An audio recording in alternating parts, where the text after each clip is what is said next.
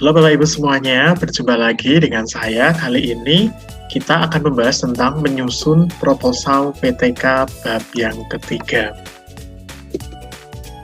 Bagian akhir dari proposal PTK adalah bagian tentang metode penelitian. Bagian ini penting dan harus ada pada setiap proposal, karena selain menggambarkan rencana teknis pelaksanaan PTK, bagian metode penelitian menjelaskan tentang kapan, di mana, siapa, dan bagaimana penelitiannya. Di mana penelitian tersebut akan dilaksanakan, kapan pelaksanaannya, siapa subjeknya, bagaimana teknis penelitian akan dilakukan. Nah, oleh karena itu, isi bab 3 proposal PTK ini sekurang-kurangnya akan meliputi yang pertama, setting penelitian, subjek penelitian, sumber data, teknik dan alat pengumpulan data, validasi, analisis, indikator, dan prosedur penelitian. Sekarang kita masuk di menyusun proposal bab 3. Seperti pemaparan di atas, bahwa proposal bab 3 ini meliputi dari setting, subjek, sumber, teknik, validasi, analisis, indikator, prosedur. Nah, sekarang kita lihat satu persatu. Yang pertama adalah setting penelitian. Bagian setting penelitian memuat dua hal, yakni tempat dan waktu penelitian. Pada bagian tempat penelitian, perlu dijelaskan di mana penelitian itu hendak dilaksanakan, dan dijelaskan pula mengapa memilih tempat itu sebagai lokasi penelitian. Contoh, misalnya nih ya, tempat penelitian. Penelitian ini dilaksanakan di kelas 9 SMP Jaya Sakti pada semester 2 tahun 2020-2021.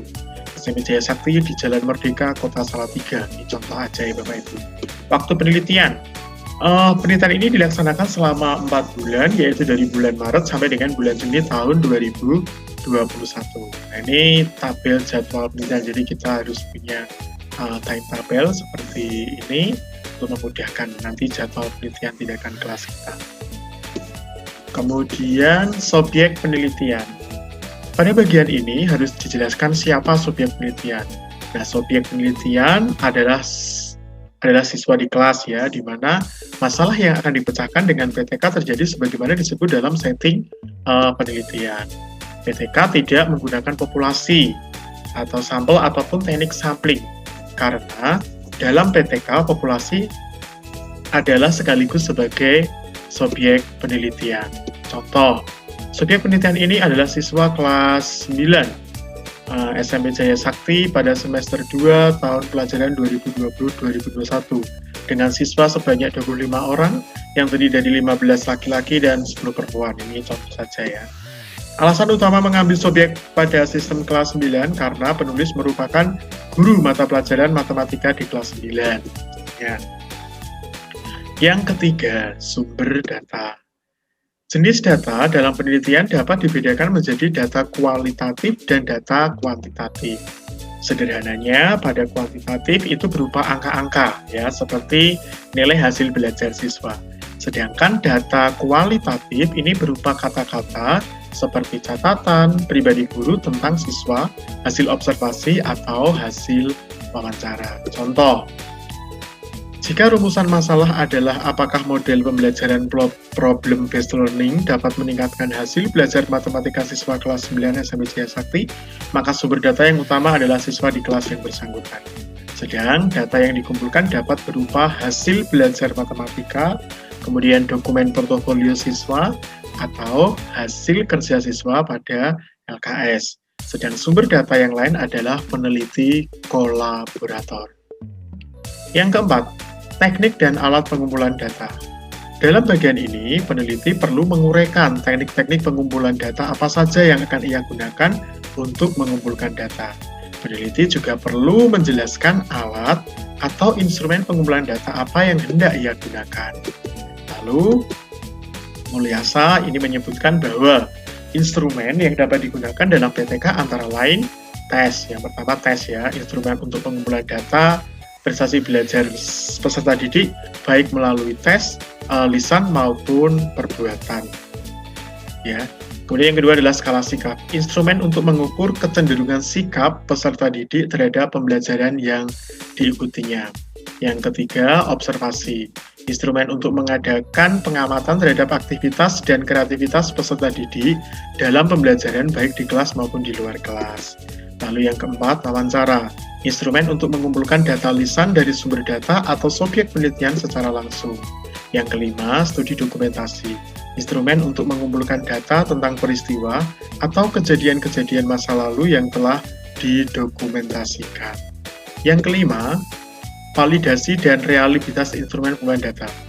Kegiatan melakukan uji validitas dan reliabilitas instrumen pengumpulan data bertujuan untuk memastikan bahwa instrumen penelitian tindakan kelas yang akan digunakan tersebut mampu menghasilkan data hasil pengukuran yang sahih dan terandal. Yang keenam, teknik analisis data. Tahapan setelah pengumpulan data adalah analisis data. Walaupun data yang telah dikumpulkan lengkap dan valid, jika peneliti tidak mampu menganalisisnya, maka datanya tidak akan bermanfaat. Oleh karena itu, peneliti perlu menjelaskan teknik analisis data seperti apa yang akan ia pergunakan. Analisis data dalam PTK dapat berupa analisis data kuantitatif maupun analisis data kualitatif. Analisis data kuantitatif dilakukan dengan teknik deskriptif komparatif. Data hasil belajar dari tahap prasiklus, siklus 1, siklus 2 yang berupa angka-angka dideskripsikan, dicari rata-ratanya, dan diperbandingkan untuk melihat perkembangan dan ketercapaian indikator keberhasilan PTK. Yang ketujuh, indikator kinerja. Untuk melihat keberhasilan dari tindakan yang dilakukan, maka harus ditetapkan dahulu indikator keberhasilannya. Indikator kinerja atau sering disebut juga sebagai indikator keberhasilan. Ini merupakan pernyataan tentang gambaran hasil akhir yang hendak dicapai melalui PTK. Pada bagian ini, peneliti perlu menjelaskan langkah-langkah penelitian sesuai dengan model PTK yang telah ditentukan pada bab 2 proposal. Jika peneliti menggunakan model PTK dari Kemis dan Taggart, maka pada bagian prosedur penelitian ini, peneliti perlu memerinci apa saja yang akan ia lakukan pada tahap perencanaan, pelaksanaan, pengamatan, dan tahap refleksi. Perencanaan. Rencana tindakan ini mencakup seluruh langkah tindakan secara rinci. Tuliskanlah rencana tindakan yang diperlukan untuk melaksanakan PTK, mulai dari silabus dan rencana pelaksanaan pembelajaran yang mencakup tujuan pembelajaran, materi atau bahan ajar, metode pembelajaran, media pembelajaran, dan instrumen evaluasi, serta lembar pengamatan, observasi, dan pedoman wawancara jika ada. Ini tahap perencanaan. Yang kedua, pelaksanaan. Tahap ini merupakan tahap pelaksanaan dari semua rencana tindakan yang telah dibuat. Strategi dan skenario tindakan yang telah ditetapkan pada perencanaan harus benar-benar diterapkan.